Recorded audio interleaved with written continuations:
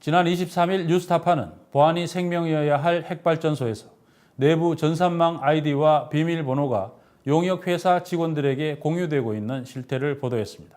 산업통상자원부는 보도가 나간 뒤 조사단을 꾸려 현장 조사를 실시해 보안규정 위반자를 엄중 문책하겠다고 밝혔습니다. 하지만 정작 아이디를 공유했던 한수원은 누가 뉴스타파에 말했냐며 제보자를 색출하는 어이없는 소동을 벌이고 있다고 합니다. 박중석 기자가 보도합니다. 뉴스타파는 지난 23일 국가 최고 보안시설인 영광과 고리 핵발전소 두 곳에서 벌어진 어처구니 없는 업무 행태를 고발했습니다.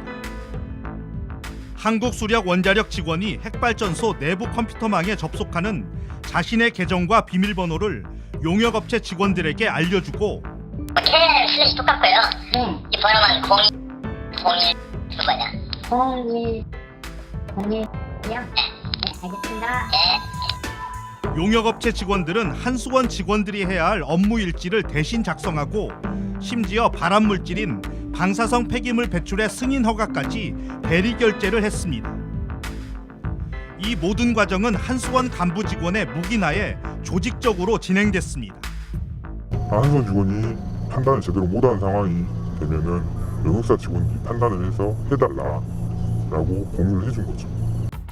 지난 2003년 핵발전소에 업무용 내부 컴퓨터망이 도입된 이후 이런 행태가 적어도 10년 이상 지속됐고 공유된 계정으로 접속할 경우 전국 23개 핵발전소 설계 도면 등 국가 1급 보안 정보까지 볼 수 있을 정도로 내부 보안에 큰 허점이 드러났지만 정작 한수원 본부는 아무것도 모르고 있었습니다.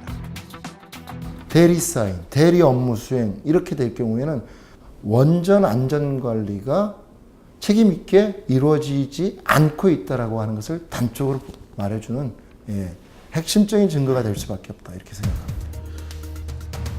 뉴스타파의 보도 이후 산업통상자원부가 즉시 현장 조사에 들어갔습니다. 산업부는 보안 전문가 등 6명을 영광 핵발전소에 파견해 보안 규정 위반 여부와 함께 집단으로 비밀번호를 공유한 경위를 조사할 방침입니다. 하위 직원이든 고위 직원 간에 이 보안을 막론하고 엄정히 조사를 하겠습니다. 산업부는 또 다른 핵발전소에서도 같은 행태가 이루어졌는지 확대 조사할 예정입니다. 이런 가운데 한수원 역시 자체 조사를 벌인다고 밝혔지만 실제 내부적으로는 계정과 비밀번호를 공유해온 사실을 뉴스타파에 알린 제보자 색출에 나선 것으로 드러났습니다. 지난해 시험 성적서 위조와 한수원 직원의 뇌물수수 등 대형 원전 비리가 터지면서 정부는 대대적으로 개혁 방안을 마련하겠다고 발표했지만 한수원의 안전관리 의식은 여전히 수준 이하임이 여실히 드러났습니다. 뉴스타파 박중석입니다.